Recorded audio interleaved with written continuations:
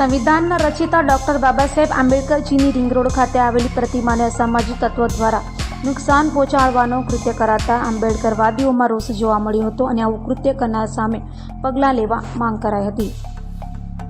સુરતના ring road ખાતે આવેલ સંવિધાનના રચયિતા ડોક્ટર ભીમરાવ બાબા સાહેબ આંબેડકરજીની પ્રતિમાને અસામાજિક તત્વો દ્વારા નુકસાન પહોંચાડવાનું કૃત્ય કરાયું હોય જેને લઈ આંબેડકરવાદીઓમાં રોષ જોવા મળ્યો હતો અને સમાજના આગેવાનો રોડ પર આવી વિરોધ પ્રદર્શન કરી આરોપીને કાયદેસરની સજા મળે તેવી માંગ કરી હતી અને કહ્યું હતું કે જે લોકોએ ગેરબંધારણીય રીતે બાબા સાહેબ આંબેડકરજીની પ્રતિમાને નુકસાન પહોંચાડવાનું કામ કર્યું છે, અમે આવા અમાનવીય કૃત્યોને સખત વખોડીએ છીએ અને સુરત શહેર કમિશનરને વિનંતી કરીએ છીએ કે તેઓ ગુનેગારોને સખતમાં સખત સજા આપે. આજે સુરેશભાઈ સોનવણે, માજી મ્યુનિસિપલ કાઉન્સિલર, સમસ્ત આંબેડકરી બૌદ્ધ સમાજ અગ્રણી સુરત.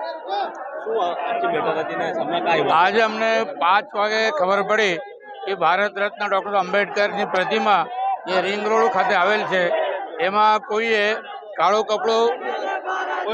કપડો એમના ગળામાં નાખી દેતા લોકો ઉશ્કેરાઈ ગયા છે અને બહુ મોટો ટોળો ત્યાં ભેગા થઈ રહ્યું છે અને તમે તત્કાળ આવી જાઓ. એટલે અમે તરત જ તો દોડી આવ્યા.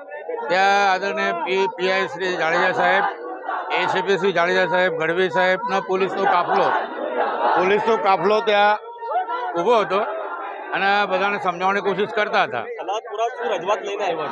સલાબતપુરા કે ભાઈ આ જે ઘટના ઘટી છે, બાબા આંબેડકરજીના પ્રતિમાને વારંવાર આવા કલંકિત કરવાનું કાર્ય કેટલાક મનુવાદી, જાતિવાદી, માનવ ધરાવતા લોકો કરે છે અને ફરિયાદ આપવા છતાં ગુનેગારને પકડવામાં આવતા નથી.